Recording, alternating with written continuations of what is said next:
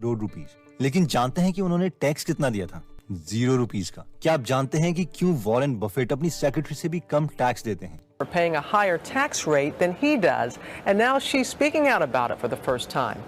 और क्या आपको ये पता है कि मार्क ज़करबर्ग और इलॉन मस्क, जिनके पास कई लाख करोड़ रुपए हैं, उन्होंने क्यों घर लोन पे लिए? डोंट वरी, आज इस वीडियो में हम यही देखेंगे कि ये अमीर लोग किस तरीके से टैक्स सेविंग्स करते हैं, जो बेचारे अपर मिडिल क्लास और पुअर लोग नहीं कर पाते। लेकिन इस वीडियो के बाद हम भी सीख लेंगे कि हम कैसे टैक्स सेव कर सकते हैं, obviously legally. So let's start my dear brothers and sisters. सबसे पहला पॉइंट कहता है डिवाइड एंड रूल। मान लीजिए आपकी कंपनी साल के 1 करोड़ रुपए का रेवेन्यू जनरेट करती है और उसमें से आपको प्रॉफिट होता है 20% का, यानी 20 लाख रुपए। अब अगर आप इस पर नॉर्मल टैक्स पे करते हैं तो आपकी फर्म को अप्रोक्सीमेटली 5.5 लाख रुपए का टैक्स पे करना पड़ेगा। लेकिन अगर आप इस इनकम को डिवाइड कर देते हैं, for example as a family business show करते हैं, जहां पर आपके 4 फैमिली मेंबर्स आपका बिजनेस रन करने में हेल्प कर रहे हैं, जैसे कि मदर अकाउंट्स में, सिस्टर मैनेज करने में एक्सेट्रा, और आप इन्हें हर मंथ 42,000 की सैलरी के आसपास देते हैं, तो आपके हर एक फैमिली मेंबर की एनुअल सैलरी बनेगी 5 लाख के करीब। यानी आपकी फैमिली को आपके समेत 20 लाख रुपए मिल जाएंगे एज अ सैलरी, और आपकी कंपनी की इनकम हो जाएगी 0 रुपीज। और आपके किसी भी फैमिली मेंबर को टैक्स नहीं देना पड़ेगा, क्योंकि सरकार के अकॉर्डिंग वो लोअर टैक्स ब्रैकेट में है। अब अगर आप इन एडिशन अपने फैमिली मेंबर्स को ATC, ATDD जैसे डिडक्शन दिलवा देते हो, तो आपकी कंपनी और आपकी फैमिली मेंबर को 20 लाख से भी कहीं ज्यादा पर कोई भी टैक्स नहीं देना पड़ेगा। अब आप में से कई लोग सोच रहे होंगे कि सर हम तो बिलियनर की बात कर रहे थे, यहाँ पर तो सिर्फ 1-2 करोड़ की बात हो रही है। कोई बात नहीं, सब्र करो, सब्र का फल गीगल होता है। नेक्स्ट ट्रिक जो अमीर लोग टैक्स से बचने के लिए यूज करते हैं वो है एक्सपेंसेस। देखिए, एक सैलरीड पर्सन टैक्स देता है अपनी इनकम पर, और फिर बेचारे के पास कुछ पैसे बचते हैं खर्च करने के लिए। लेकिन एक बिजनेस पहले खर्चे करता है, यानी एक्सपेंसेस करता है, और फिर उसके बाद टैक्स देता है। और इस सीक्वेंस की वजह से ही एक अमीर और ज्यादा अमीर होता रहता है। अब मान लीजिए कि आपका बिजनेस 1 करोड़ रुपए साल का कमाता है, लेकिन आपका प्रॉफिट है 40%। It's just a hypothetical example, emotional मत होना प्रॉफिट परसेंटेज को लेके। एनीवेज, इसका मतलब है कि साल के आप कमा रहे हो 40 लाख रुपए। होगा ये कि जब भी आप बिजनेस चला रहे होंगे तो ऑब्वियसली जिस रूम में आप बैठोगे उस रूम में AC तो ऑन करोगे ही। अब अगर आप किसी के साथ बिजनेस मीटिंग के लिए जाओगे तो ऑब्वियसली कार में पेट्रोल तो भरवाओगे ही। घर का कोई रूम अगर आप बिजनेस पर्पज के लिए यूज कर रहे हो तो ऑब्वियसली उस रूम का रेंट भी आपका बिजनेस ही पे करेगा। अब कभी आप अपनी बिजनेस स्किल को इम्प्रूव करने के लिए आपको फॉरेन जाना पड़ा तो ये भी आपका बिजनेस ही पे करेगा। अब अगर आप फ्लाइट में टाइट होकर नहीं बैठना चाहते तो ऑब्वियसली आप बिजनेस क्लास ही ट्रेवल करोगे, तो ये भी एज एन एक्सपेंस आपका बिजनेस ही पे करेगा। बिजनेस मीटिंग्स अगर आप 5 स्टार होटल में करोगे तो वो भी बिजनेस ही पे करेगा। तो अब आपका प्रॉफिट 40% से दोबारा से 20% हो जाएगा, यानी अगेन 20 लाख। अब पहला रूल तो आपको पता ही है, डिवाइड एंड रूल। इसके बाद अमीर लोग इस 20 लाख रुपए में डिवाइड एंड रूल यूज करेंगे और बस आप टैक्स फ्री हो गए। Jokes apart, the goal is to align your personal goals with your business goals. अगर हमें बिजनेस की गेम में बहुत मजा आ रहा है तो आपका हर एक एक्सपेंस डिडक्ट किया जा सकता है, क्योंकि आपका मैक्सिमम खर्चा बिजनेस का ही खर्चा होगा, और ये बहुत ही कॉमन है बिजनेस में। And I hope you got the point. Next rule कहता है hide your wealth in stocks. कई लोगों के मन में ये सवाल आता है कि जेफ बेजोस जैसे बिलियनर्स बहुत ज्यादा सैलरी नहीं लेते, लेकिन फिर भी वो इतने अमीर हैं, कैसे? एक्चुअली में होता यह है कि गवर्नमेंट किसी भी बिजनेस पर टैक्स तब लगाती है जब वो अपनी कंपनी से पैसे निकालता है, जैसे कि अपनी कंपनी के शेयर्स बेच के। तो इससे बचने के लिए अमीर लोग करते क्या हैं कि वो अपनी कंपनी के पैसे कभी निकालते ही नहीं, वो उसी बिजनेस में री इन्वेस्ट करते रहते हैं, जिससे उनकी वेल्थ और बढ़ती रहती है, यानी उनकी कंपनी के शेयर्स का प्राइस बढ़ता रहता है और वो बहुत अमीर होते रहते हैं। अब आप में से कई लोग सोच रहे होंगे कि ऐसे पैसों का क्या फायदा जिसे हम निकाल ही ना पाए। मुझे तो गाड़ी चाहिए, बंगला चाहिए, वेकेशन चाहिए, अच्छे रेस्टोरेंट में खाना चाहिए। तो नो वरीज, आप पिछला रूल यूज कर सकते हैं कि सब खर्चा कंपनी के नाम पर और कंपनी आपके नाम पर।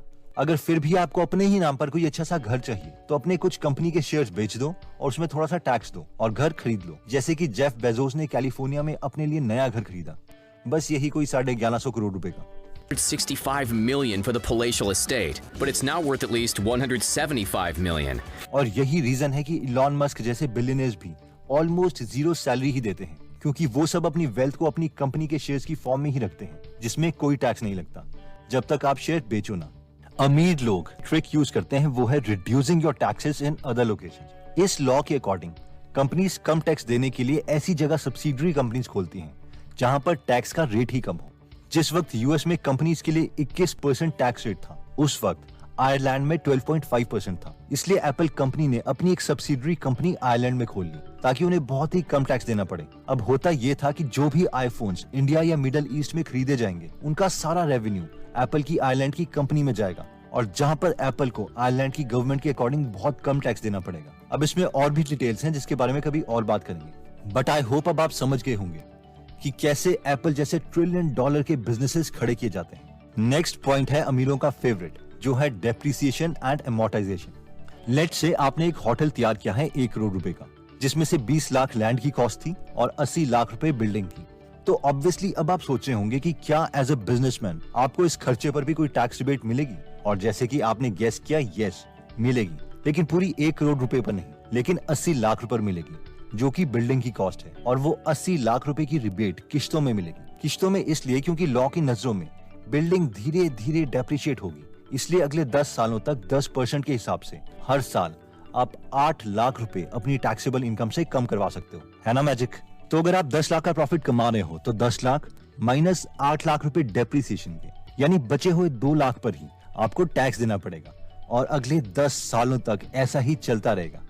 अब जैसे कि बिल्डिंग्स, मशीनरी, फर्नीचर खरीदने पर गवर्नमेंट हमें डेप्रिसिएशन से टैक्स रिबेट मिलता है, वैसे ही एग्जैक्टली अगर हम कोई सॉफ्टवेयर खरीदते हैं तो हमें टैक्स रिबेट मिलता है, जिसे एमोर्टाइजेशन कहते हैं। और ये है अमीरों की कंपनीज का एक और रूल जो वो यूज करते हैं।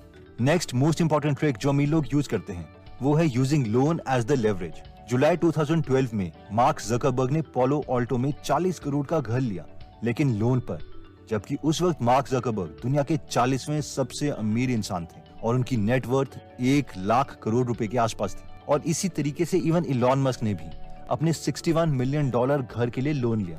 अगर ये दोनों चाहते तो एक झटके में ही फुल पेमेंट कर सकते थे और ना जाने कितने ऐसे घर ले सकते, पर इन्होंने ऐसा नहीं किया। और सवाल है क्यों? इसके 2 रीजन हैं। रीजन 1, कोई भी अमीर इंसान खुद से पैसे नहीं लगाना चाहता, स्पेशली जब उसे पता है कि वो उन्हीं पैसों को अपने बिजनेस में बैंक रेट के इंटरेस्ट के कंपैरेटिवली बहुत जल्दी ग्रो कर सकता है। इसका दूसरा रीजन है इंटरेस्ट रेट। बैंक्स इन अमीरों को कम इंटरेस्ट रेट्स में लोन दे देती है, जितना कि वो आपको और मुझे नहीं देंगी, क्योंकि ऑब्वियसली इनकी रीपेइंग कैपेसिटी ज्यादा है। और ऑब्वियसली हर एक बैंक यही चाहता है कि ये लोग अपने बिजनेस और अपने पर्सनल चीजों के लिए उन्हीं के बैंक से लोन लें, ना कि उनके कॉम्पिटिटर्स से। अब क्योंकि इन्हें कम इंटरेस्ट रेट मिल रहा है, जितना कि इन्फ्लेशन रेट भी नहीं है, इसीलिए ये ऑलमोस्ट फ्री मनी है। हमें से जो लोग एम्प्लॉइज हैं यानी सैलरीड पर्सन हैं, वो लोग सोच रहे होंगे कि हम इनमें से कितने टैक्स लॉज यूज कर सकते हैं टैक्स से बचने के लिए। तो आंसर इज 0। एम्प्लॉय पर्सन के लिए ज्यादा टैक्स रिबेट्स नहीं है, बस वही ATC, ATDD जैसे स्टैंडर्ड टैक्स डिडक्शंस जो हर यूट्यूब वीडियो में दिए गए हैं। ये सारे टैक्स रिबेट्स सिर्फ बिजनेसेस और एक्टिव इन्वेस्टर्स के लिए हैं, क्योंकि गवर्नमेंट चाहती है कि बिजनेसेस जॉब क्रिएट करें। तो एक बार हम रिवाइज कर लेते हैं कि इस वीडियो में हमने क्या क्या देखा जिससे मोस्ट वेल्दी लोग टैक्स से बच सकते हैं। सबसे पहले हमने देखा था डिवाइड एंड रूल, यानी अगर आप अपने बिजनेस को फैमिली बिजनेस बना देते हो तो आप ऑलमोस्ट 0 टैक्स दे सकते हो। इसके लिए आपको सबको उतनी ही सैलरी देनी पड़ेगी ताकि टैक्स ब्रैकेट में उन्हें मिनिमम टैक्स देना पड़े। इसके बाद हमने देखा था एक्सपेंसेस, यानी बिजनेस का हर खर्चा एज एन एक्सपेंस डिडक्टेबल है और बचे हुए अमाउंट पर ही हमें टैक्स देना पड़ेगा। Bombarded with notifications, Como makes staying on top of every customer message easy. इसलिए अगर आपके बिजनेस गोल्स और पर्सनल गोल्स अलाइंड हैं, तो आप वेकेशन से लेके एक्सपेंसेस होटल्स तक हर एक बिल डिडक्ट करवा सकते हो। नेक्स्ट हमने देखा था कि rich people hide there wealth in stocks, यानी वो अपने बिजनेस से कैश तभी निकालते हैं जब बहुत जरूरत हो, वरना वो उसे बिजनेस में ही रखते हैं और बिजनेस का साइज बढ़ता रहता है। नए नए बिजनेसेस खोलते रहते हैं ताकि उनकी वेल्थ बढ़ती रहे। नेक्स्ट हमने देखा था reduce your taxes in other locations, यानी रिच पीपल अपनी पेरेंट कंपनी की सब्सिडरी कंपनी ऐसी लोकेशन में खोलते हैं जहां पर टैक्स रेट बहुत कम हो, ताकि उन्हें बहुत कम टैक्स देना पड़े। जैसे कि एप्पल की एक सब्सिडरी कंपनी आयरलैंड में है, जहां पर एप्पल को यूएसए के कंपैरेटिवली बहुत कम टैक्स देना पड़ता है। नेक्स्ट हमने देखा था डेप्रिसिएशन एंड एमोर्टाइजेशन, यानी कोई भी एसेट, चाहे वो बिल्डिंग हो या एक सॉफ्टवेयर का पीस, इसके खर्चे से भी अमीर लोग टैक्स रिबेट ले लेते हैं डेप्रिसिएशन और एमोर्टाइजेशन के जरिए। नेक्स्ट हमने देखा था they use loan as a leverage, जिसमें हमने देखा था कि करोड़ों रुपए की नेटवर्थ होने के बावजूद इलॉन मस्क और मार्क जकरबर्ग जैसे लोग घर के लिए लोन लेते हैं, क्योंकि इन्हें कम रेट्स में लोन मिल रहे हैं और ये अपने शेयर्स बेच के पैसे नहीं निकालना चाहते। ऑब्वियसली क्योंकि इन्हें पता है कि इनके शेयर्स का प्राइस जल्दी बढ़ेगा, जितना कि लोन का इंटरेस्ट भी नहीं है। दोस्तों, अगर आप इन्वेस्टमेंट, बिजनेस और फाइनेंस